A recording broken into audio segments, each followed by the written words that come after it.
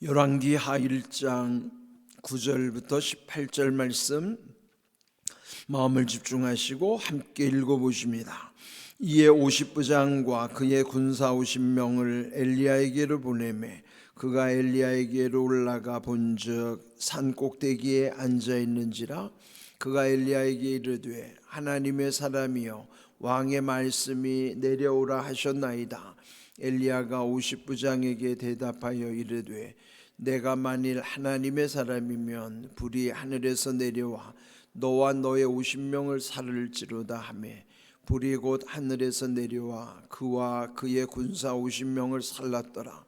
왕이 다시 다른 50부장과 그의 군사 50명을 엘리야에게로 보내니 그가 엘리야에게 말하여 이르되 하나님의 사람이여 왕의 말씀이 속히 내려오라 하셨나이다 하니 엘리야가 그들에게 대답하여 이르되 내가 만일 하나님의 사람이면 불이 하늘에서 내려와 너와 너의 50명을 살을지로다 하매 하나님의 불이 곧 하늘에서 내려와 그와 그의 군사 50명을 살랐더라. 왕이 세 번째 50부장과 그의 군사 50명을 보낸지라. 셋째 50부장이 올라가서 엘리야 앞에 이르러 그의 무릎을 꿇어 엎드려 간구하여 이르되 하나님의 사람이여 원하건대 나의 생명과 당신의 종인 이 50명의 생명을 당신은 귀히 여기보소서. 불이 하늘에서 내려와 전번에 50부장 둘과 그의 군사 50명을 살랐거니와 나의 생명을 당신은 귀히 보소서 하며 여호와의 사자가 엘리야에게 이르되 너는 그를 두려워하지 말고 함께 내려가라 하신지라. 엘리야가 곧 일어나 그와 함께 내려와 왕에게 이르러 말하되 여호와의 말씀이 네가 사자를 보내 에그론의 신 바알세붑에게 물으려 하니 이스라엘에 그의 말을 물을 만한 하나님이 안 계심이냐. 그러므로 내가 그 올라간 침상에서 내려오지 못할지라 네가 반드시 죽으리라 하셨다 하니라. 왕이 엘리야가 전한 여호와의 말씀대로 죽고 그가 아들이 없으므로 여호람이 그를 대신하여 왕이 되니 유다 왕 여호사밧의 아들 여호람의 둘째 해였더라. 아시아가 행한 그 남은 사적은 모두 이스라엘 왕 역대지략이 기록되지 아니하였느냐. 아멘. 아합 왕 이후에 그의 아들 여호, 여기 오늘 본문에 나오는 대로 아하시아가 이제 왕이 된 것이죠. 그렇지만은 그 아들 아하시아도 아합만큼이나 또 악한 왕이어서 하나님은 또 그가 반드시 죽을 것이다 이렇게 선지자를 통해서 경고의 말씀을 주셨습니다. 지난 시간에 그 내용이 있었죠. 그 아하시아가 그 옥상 그 나락 난간에서 떨어져서 병들었는데 그 병이 나을지를 에그론의 바알세붑 우상에게 물으러 보낸 것이 하나님께서는 그걸 가증히 여기신 것이죠. 그런데 이제 도중에 물으러 가는 도중에 엘리야를 보내셔서 그는 반드시 죽을 것이다 라고 이제 말을 또 전하게 한 것입니다. 이제 오늘 읽은 말씀은 이제 그에 대해서 이 아하시아가 이 엘리야를 이제 체포하러 50부장을 통해서 50명의 군사를 이끌고 가게 한 것이죠. 9절을 보시면 그 50부장과 50명의 군사들이 엘리야에게로 갔을 때 엘리야는 산 꼭대기에 앉아 있었다 그랬습니다. 그때 그 50부장이라는 것은요 50명의 군사를 다스릴 수 있는 지휘관이 50부장이에요. 그 위에는 100부장, 그 다음에 1000부장도 있죠. 원래는 10부장부터 있어요. 10부장, 50부장, 100부장, 1000부장. 그러니까 1000부장은 1000명의 군사를 다스릴 수 있는 지휘관인 것처럼 여기 50부장은 50명을 다스리는 지휘관을 보낸 것이죠. 그리고 엘리야에게 그가 말하기를 하나님의 사람이여 왕의 말씀이 내려오라 하셨나이다. 근데 여기 이제 하나님의 사람이라고 하는 것을 그는 비꼬듯이 이제 말을 한 것이죠. 이제 지금 아하시아가 보내서 이 엘리야를 체포하도록 한 것이지만은, 그런데 여기에 이제 이 50부장도 이 엘리야를 조롱하듯이 말을 한 것입니다. 이때 10절 엘리야가 그 50부장에게 대답하기를 내가 만일 네가 말한 대로 하나님의 사람이라 하면 불이 하늘에서 내려와 너와 너의 50명을 살을지로다. 조롱한 이들에게 네가 말한 대로 정말 내가 하나님의 사람이라면 이런 표적이 나타날 것이다. 그러면서 불이 하늘에서 내려와서 너와 50명을 다 살라버릴 거다. 그런데요, 즉시로 불이 하늘에서 내려와 그와 군사 50명을 살랐더라. 하늘에서 벼락이 내렸던 것 같아요. 이 하늘에서 불이 내렸던 사건은 이미 갈멜산에서 아합 왕이 지켜보는 가운데 바알과 아세라의 선지자들 850명과 이 엘리야 선지자 한 명이 누가 참 신인가를 겨루자고 해서 이미 거기서 엄청난 충격을 주었던 사건이죠. 그때 이 엘리야의 기도 가운데 하늘에서 불이 내려온 사건이 있었죠.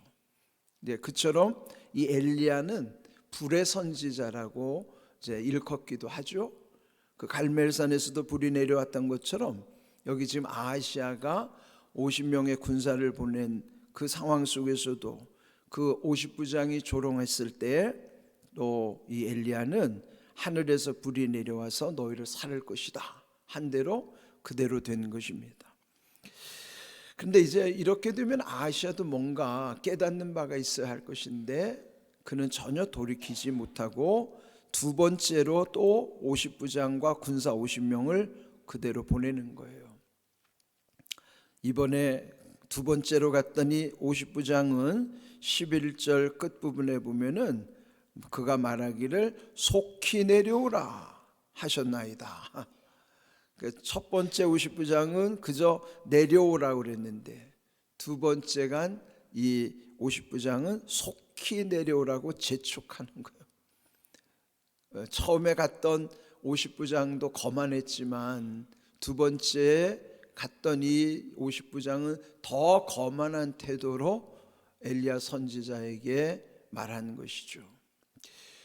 이게 뭔가 앞에서 있었던 사건에 대해서 전혀 두려워하지도 않고 또 돌이키지도 않는 이 어리석은 모습이에요. 성경은 우리 인생이 얼마나 이렇게 어리석은가를 계속 우리에게 알려주시는 거예요. 그런데 이번에도 또 엘리야가 그대로 말씀하는 것입니다. 내가 만일 하나님의 사람이라면 또 불이 하늘에서 내려 너와 너의 50명을 살을 것이다. 그러니까 이번에도 곧 하늘에서 불이 내려와서 그들을 다 살라버렸다 그러는 것이죠. 자, 그러면은 이 정도만 돼도 뭔가 변화가 있어야 하잖아요. 그런데 여전히 세 번째 또 보낸 것입니다. 이 아하시아는 13절 세 번째로 50부장과 또 50명의 군사를 보냈습니다. 그런데 이번에 그 50부장은 앞서 두 사람과는 좀 다른 태도를 보이는 것입니다. 그는 올라가서 엘리야 앞에 이르러 그의 무릎을 꿇어 엎드려 간구하여 이르되 하나님의 사람이여 원하건대 나의 생명과 당신의 종인 이 50명의 생명을 당신은 귀히 보소서 그랬습니다. 이 세 번째 사람은 엘리야 선지자를 존중했어요. 그리고 그 앞에 무릎을 꿇고 엎드려 간청하는 것이죠. 하나님의 사람이요. 이 사람이 말하는 하나님의 사람이란 표현은 진심이죠. 앞서의 사람들은 조롱하는 투로 얘기했지만 이 사람은 벌써 태도에서부터 무릎을 꿇고 엎드린 것을 보면 그는 진심으로 엘리야를 하나님의 사람으로 인정하며 그가 호소하는 거예요. 원하건대 나의 생명과 여기 50명의 생명을 귀히 보소서. 긍휼히 여겨달라는 것이죠. 귀히 봐달라는 거예요. 오늘 말씀의 제목을 생명을 귀히 보소서 그랬습니다. 이 50부장이 엘리야에게 간청한 것처럼 사실 생명을 가장 귀히 여기시는 분은 하나님이세요. 하나님은 모든 생명을 귀히 여기시지만은 그러나 하나님은 이렇게 강팍한 자들은 하나님이 심판하시는 것입니다. 자, 이 50부장의 이런 겸손한 태도에 이제 하나님이 응답을 주시는 것입니다. 그러면서 15절 여호와의 사자가 엘리야에게 말씀하기를 너는 그를 두려워하지 말고 함께 내려가라. 그러면서 엘리야가 그와 함께 아하시아 왕에게 가는 것입니다. 그리고 당당하게 그 아하시아 왕에게 직접 그 말씀을 하나님의 진노의 말씀을 그대로 전하는 것이죠. 16절 네가 사자를 보내 에그론의 신 바알세붑에게 물으려 하니 이스라엘에 그의 말을 물을 만한 하나님이 안 계심이냐. 이미 앞서서 그의 그 악행을 엘리야는 사신들을 통해서 전달했어요. 그런데 이제는 직접 왕 앞에 서서 그가 하나님을 진노케 했던 그 일을 그대로 또 고발하는 것입니다. 그러면서 네가 바알세붑에게 물으러 간 그것에 대해서 여기 이제 16절 후반부에 보면 그러므로 네가 그 올라간 침상에서 내려오지 못할지라 네가 반드시 죽으리라 그랬습니다. 반드시 죽게 될 것이다. 그런데 여기 하나님이 반드시 죽게 될 것이라고 하는 말씀 속에는 거기에는 하나님이 회개를 촉구하시는 내용도 담겨 있는 거예요. 하나님이 정작 죽이시고자 작정하셨다면 그가 그 다락 난간에서 떨어졌을 때 즉사시킬 수도 있었을 거예요. 즉시로 죽게 하실 수도 있을 것이라고요. 그런데 즉시 죽게 하지 아니하고 계속 사신들을 통해서도 경고하고 이 마침내 엘리야 선지자를 통해서도 반드시 죽으리라고 말씀하시는 내용은 살 길도 있다는 거예요. 그건 뭘 의미할까요? 여기 오늘 제목처럼 생명을 귀히 보소서 이렇게 청한 것처럼 하나님은 생명을 귀히 여기시는 거예요. 그래서 정말 이 아하시아가 진심으로 하나님께 회개했다면 그리고 돌이켰다면 하나님은 그의 생명을 연장시켜 주실 수도 있습니다. 실제로 그런 왕이 있었어요. 남유다의 14번째 왕 히스기야가 그런 경우죠. 우리 함께 그 말씀을 좀 확인하겠습니다. 이사야 38장 5절 말씀 우리 함께 읽어봅니다. 너는 가서 히스기야에게 이르기를 내 조상 다윗의 하나님 여호와께서 이같이 말씀하시기를 내가 네 기도를 들었고 네 눈물을 보았노라 내가 네 수한을 15년을 더하고 그랬어요. 하나님은 히스기야에게도 너는 죽게 될 거라고 말씀하신 적이 있어요. 그때 이 히스기야는 하나님께 회개하면서 기도했어요. 그런데 그는 금식하며 눈물로 기도했는데 이사야 선지자를 통해서 말씀하시기를 하나님은 히스기야의 그 기도를 들으셨고 그 눈물을 보셨으므로 너희의 생명을 15년 더 연장시켜 주겠다라고 말씀하시는 거예요. 히스기야에게도 너는 죽는다라고 말씀하셨지만 그 말씀을 듣는 순간에 히스기야는 그때부터 금식하며 눈물로 회개의 기도를 드린 거예요. 그리고 하나님은 그를 불쌍히 여기셔서 그 기도를 들으시고 그러면 그의 기도에 응답하셔서 생명을 15년 연장시켜 주셨다는 것이죠. 하나님은 생명을 연장시켜 주시는 은혜도 있어요. 그런데 여기 아하시아라고 하는 사람도 만약에 진심으로 회개했다라면은 하나님은 그에게 긍휼을 베푸셨을 거예요. 참 이게 우리가 인생을 살면서 하나님의 은혜와 하나님의 긍휼하심이 얼마나 중요한가를 새기며 살아야 되는 거예요. 자, 출애굽기 33장 말씀 다시 한번 함께 읽어보겠습니다. 나는 은혜 베풀 자에게 은혜를 베풀고 긍휼히 여길 자에게 긍휼을 베푸느니라. 아멘. 모세에게 하신 말씀이에요. 시내산 위에서 모세에게 앞으로 이 율법의 정신이 바로 이런 거다. 그러면서 하나님은 은혜 베풀 자에게 은혜를 베풀어 주시고 긍휼히 여길 자에게 긍휼을 베풀어 주시겠노라고 약속을 하신 것입니다. 여러분, 은혜와 긍휼은 같지 않은 것 같지만 다르지 않아요. 같지 않다는 측면은 뭐냐면은 은혜는 내게 지금 꼭 필요한 것인데 내게 자격이 없어요. 자격이 없는데도 내게 주시는 것이 은혜입니다. 근데 은혜 안에서도 내가 때로는 하나님의 뜻에 합당치 않게 살 수도 있어요. 죄를 지을 수도 있고 하나님을 진노하게 할 수도 있고요, 서운하게 할 수도 있어요.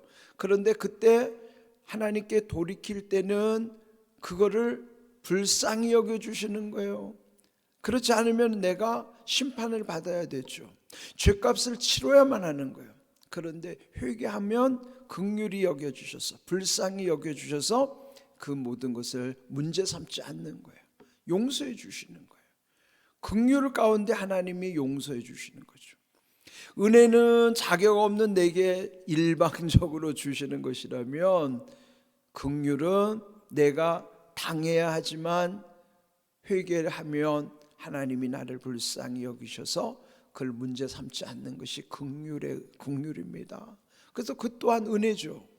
그래서 은혜와 긍휼은 같지 않지만 또 하나님의 은혜 속에 있는 긍휼은 그것은 또 은혜와 똑같은 거예요. 다르지 않는 것이죠. 그래서 우리는 하나님의 은혜와 긍휼 없이는 살 수가 없어요. 은혜 가운데 응답 주시지만 그렇다고 해서 우리가 은혜에 합당하게 사느냐? 그렇지도 않아요. 그래서 늘 우리를 긍휼히 여겨주셔서 우리가 회개하면 또 죄를 용서해 주시고 더욱 크신 은혜를 예비하시고 그러는 거예요. 은혜 베풀 자, 긍휼히 여길 자가 되어야만 하나님이 은혜도 베풀어 주시고 긍휼히 여겨 주시고 그리하는 것입니다. 그런데 아하시아는 더욱 마음이 굳어져 있어요. 옛날 성경에 강팍하다 그러잖아요. 마음이 굳어진 상태예요.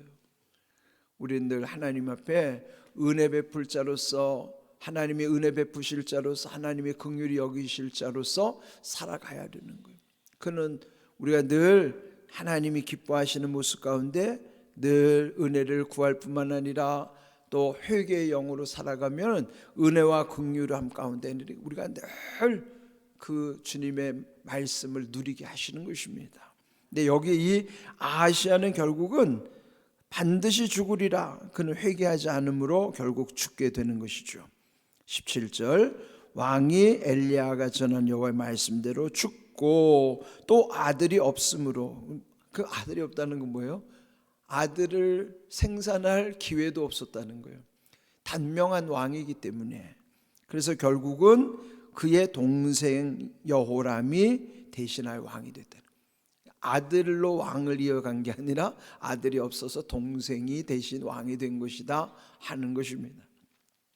자, 오늘 이 말씀 속에서 하나님은 생명을 귀히 여기시는 하나님이시라는 사실과, 그러나 끝까지 회개하지 아니하고 이렇게 마음이 굳어지면 결국은 하나님이 심판하신다는 것이죠. 하나님은 오래 참으시는 하나님이시지만은 끝까지 참지 않으십니다.